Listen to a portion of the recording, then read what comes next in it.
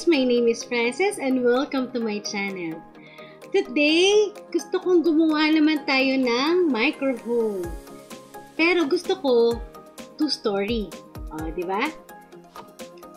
I'll give you some tips on how to make a micro home look bigger without using fake rooms. O, di ba? So, first, ano ba yung 32 tiles? So, 32 kung gagawin natin siyang 2-story, so ito lang siya. Mukha siyang maliit, diba? So, paano natin siya mapapamukha na malaki? So, ganyan lang yung 32 tiles. Bale, 16 tiles sa taas at 16 tiles din sa baba. So, ang hirap, diba? Paano mo pagkakasyahin yung mga, of course, may bathroom, may bedroom, merong kitchen. So, medyo mahirap siya. Kailangan, ang una mong gawin is to use a ladder. Hindi ka pwedeng gumamit ng stairs or regular stairs dito. Kasi hindi talaga siya kakasya kahit ano pa ang gawin natin. Yan. So, tapos, next step natin is gawa tayo ng lofted na bedroom para maalis natin yung ibang tiles and magamit pa natin para sa iba. So, paano ba yun? Kunwari, this one na lang. Ayan. And then, okay.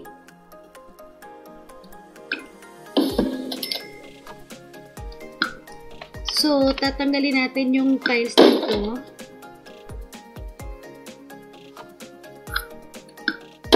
Yan. So, meron na lang tayong 23 tiles. So, pwede na tayo mag-extend somewhere here at the back siguro. Or, sa gilid din. Pwede na tayo mag-extend dito sa gilid. So, agad-agad meron na tayo na magagamit na extra tiles to expand. Okay. See? 32 tiles.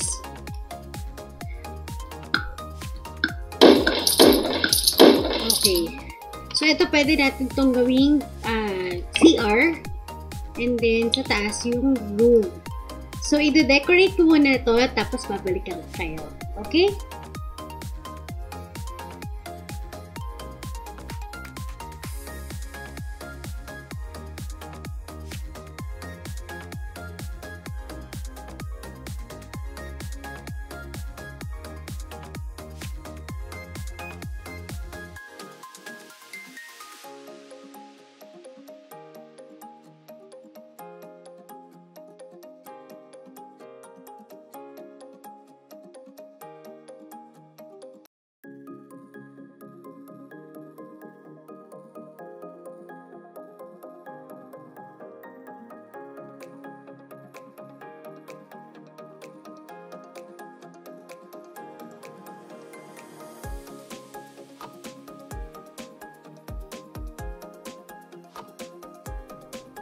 Okay, so far, ito na yung ating room. Ito yung lofted roof natin. So, nandito na rin yung kanyang computer. May dresser siya, may bookshelf siya, and of course, may bed siya. Yan. So, in a small space, nagawa natin yung lahat ng functionalities na pwede sa isang room. Yan. Next tip naman na ibibigay ko sa inyo is kung paano i-roof yung ganito. So, kuha tayo ng gabled roof and then ayan, medyo pataasin natin siya para mas mukha siyang malaki kasi yun yung goal natin to make the house look bigger kahit micro home lang siya. So, ayan. Tapos kuha naman tayo ng half gabled roof. Okay. So, pagpantayin lang natin siya.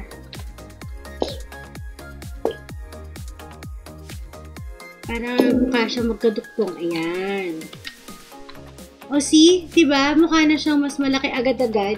Kasi itong space na to, ang isipin mo dyan, syempre, meron ding room dyan or na-make use yung space na yan. Pero, syempre, medyo limited na yan para sa ating mga SIM, so hindi na siya pwede magamit.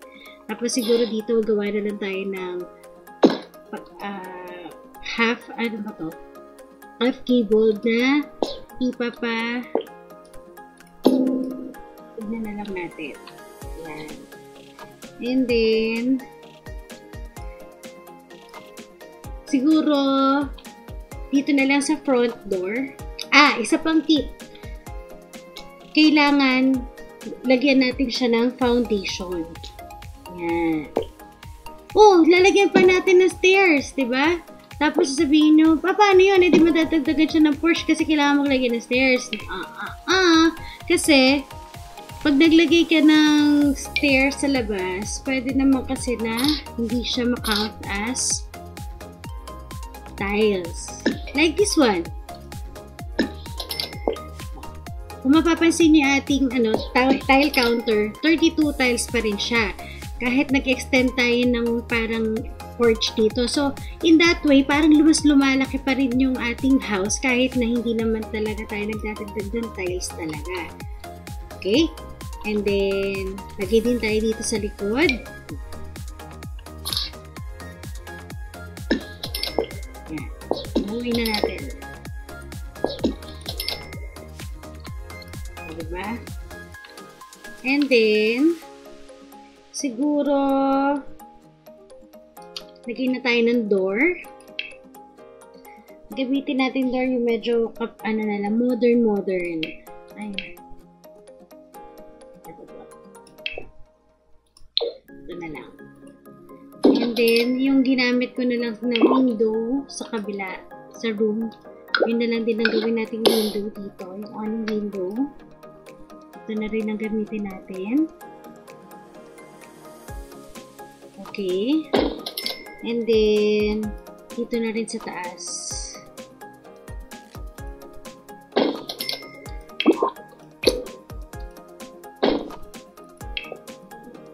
Kakasya.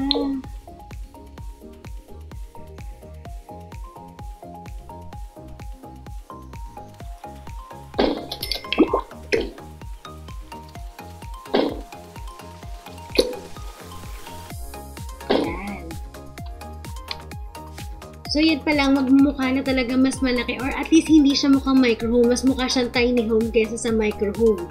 Diba? Although maliit pa rin siyang tignan, mas malaki pa rin than dun sa actual size niya. Diba? Tapos, maglagay pa tayo ng ganito sa taas. So, para siyang kunwari may attic din siya. Yan. On the other side, lagay din tayo ng window pa. Okay. Tapos,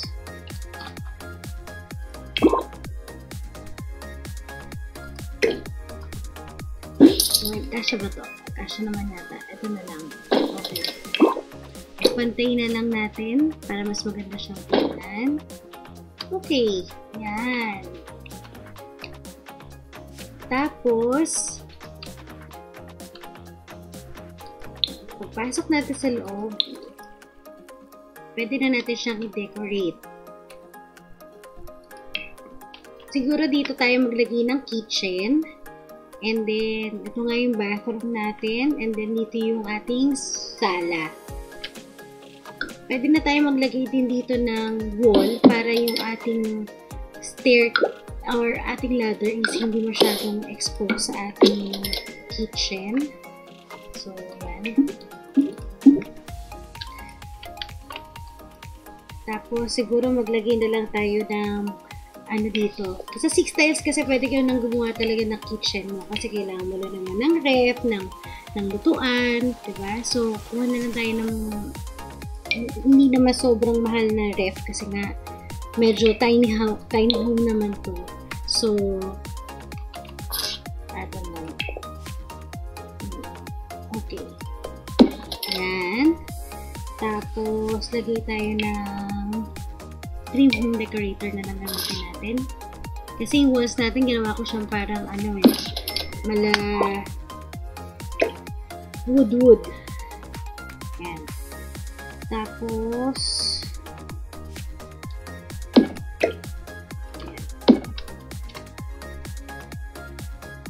Dito sa other side, lagay din tayo ng counters.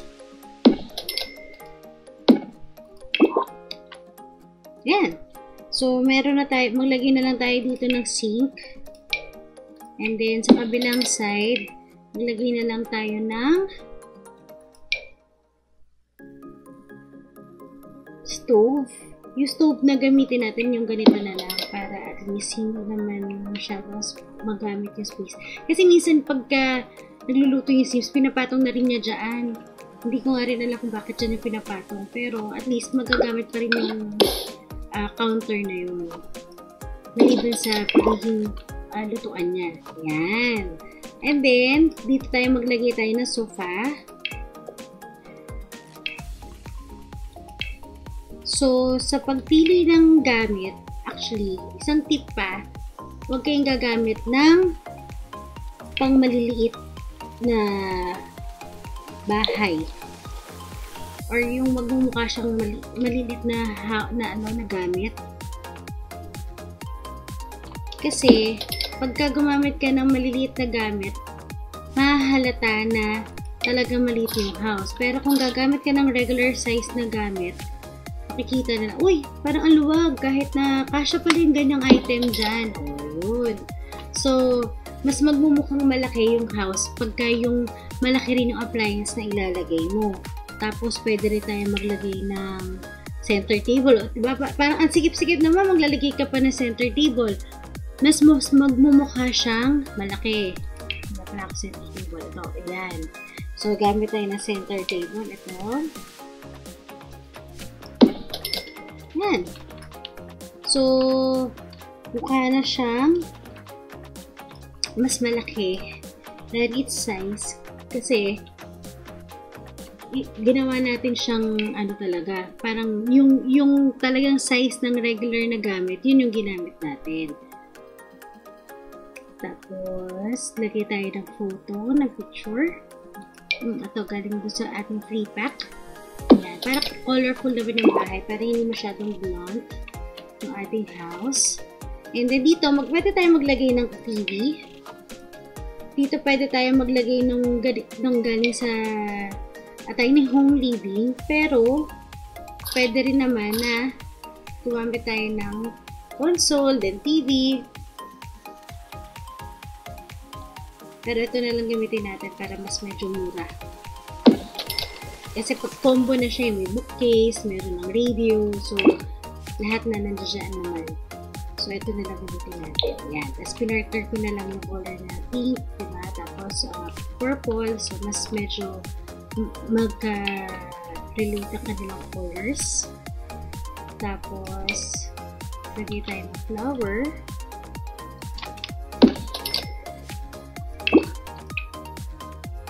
Para mas magmukha siyang full. And then, makakadaan pa naman dito yung inyong scene. Pwede natin siya i-playtest kasi meron tayong scene dito. Ni-ready ko na kasi nga, maliit yung bahay na gagawin natin. So, just to be sure, so, naglagay na ako ng scene para sigurado na yung bahay magagamit talaga natin. Kasi sisiksik natin yung mga gamit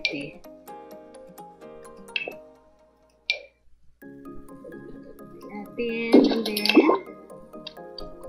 actually malaking CR para sa ganitong house. Pwede natin palitan din naman.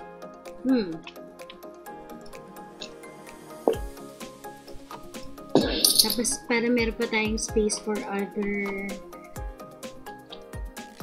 things. Pwede ba tayo mag-extend sa ibang parts ng bahay? Tapos, dito, wala akong university, pero I think kakayanin naman na 4 tiles lang yung gamitin natin for a bathroom. Try natin. Tapos, gamit tayo ng maliit din. Sisiksik talaga natin siya para lang magpagkasya. Tapos, pipitest natin siya kung carry na. Para sure.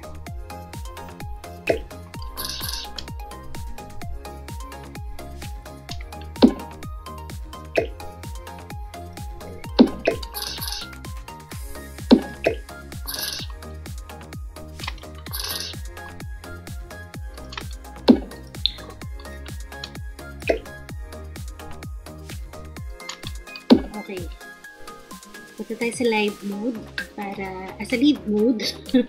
Punta tayo sa live mode para makita natin kung kaya talaga ng asin natin na magamit ang ating CR before we decorate it. So, try natin.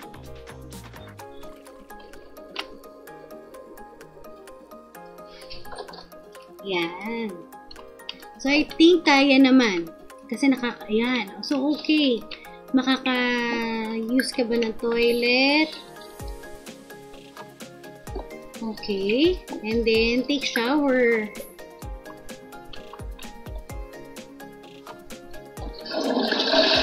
Okay. Toilet, then sink, and then shower. Very good. Ayan. So, yun nga. Pwede rin naman talagang gumamit ng 4 tiles lang for the CR. Na kompleto. Kasi minsan ginagawa ko, 3 tiles lang, pero yung ating lavatory, dun na sa kitchen ang ginagamit. Pero this time, pwede naman. Kaya naman sa 4 tiles. So, pwede pa natin yan. 30 tiles na lang yung gamit natin ngayon. So, pwede pa tayo mag-extend somewhere para mapalaki pa natin yung house natin. Yan. Tapos, saan ba tayo pwede pa mag-extend? Siguro what we could do is move natin tong CR dito sa side na to para hindi masayang tong space na to kasi hallway lang siya eh. So parang dyan na rin yung pinto papunta doon sa CR. And then move natin tong ating roof. And then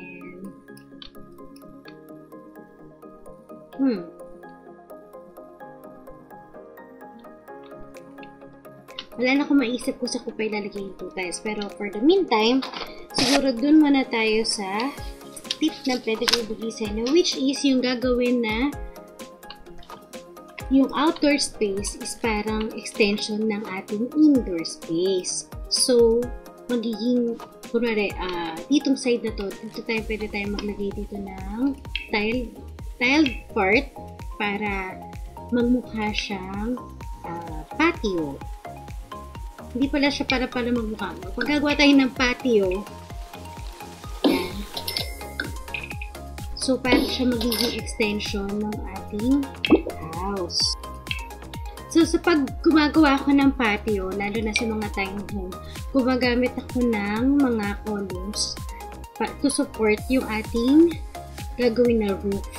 Kasi lalagyan ko siya ng roof para kahit umulan, kung meron kayong seasons, diba? Protected pa rin yung mga seams ninyo from the harsh environment. Yan. So, ang ginagawa ko, na-extend ko lang yung ating roof. Yan. Gabled roofs lang talaga ang ginagamit ko pag sa ganito. Tapos, ayan na. Yan na yung ating extension or yung ating patio. Yan. Lagyan na lang natin ng railings.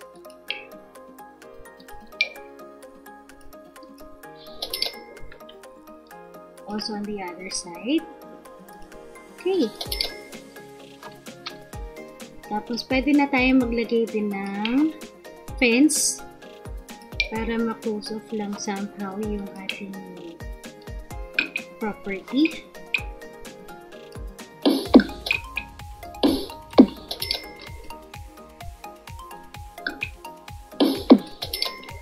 Yan. Pwede dito na tayo mag-start sa mga windows para medyo lesser yung ating expense for the fences. Tapos dito na lang siya magtanim-tanim kunwari. Tapos maglagay na lang tayo ng opening somewhere here para may access din palabas dyan yung ating seams. Kahit hindi na natin lagyan ng ng gate. Yan. Tapos, itong patio na to, i-make use natin siya para gawing dining. Kasi yun yung wala tayo sa loob ng house. So, ilabas na lang natin siya. Dito na lang tayo kumuha sa panglabas na mga tables and chairs. Okay, let's just make use of this one. And chairs. Kuha rin tayo ng chairs.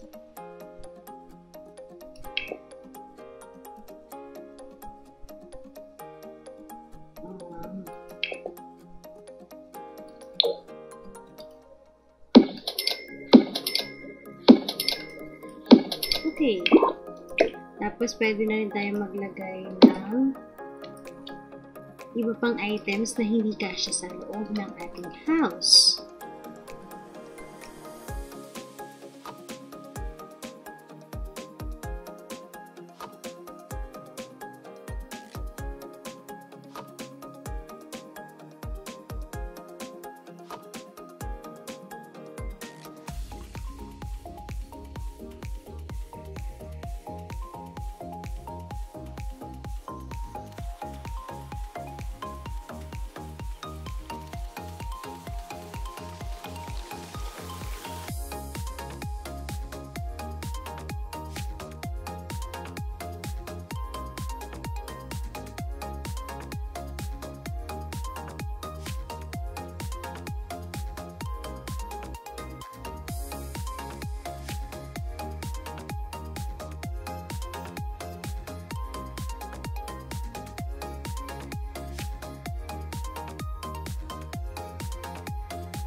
So guys, ito na yung finished na build ko.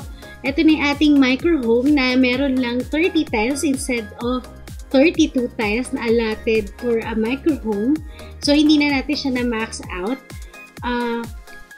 Na-upload ko na to sa gallery. So kung gusto nyo siyang i-download, you can download it from my EA ID, Sims Frances. So later maglalagay na lang ako ng mga montage para mas makita ninyo yung ating bahay na maliit pero 2-story house naman. So, don't forget to hit the notification bell, click the like button, and subscribe. Bye!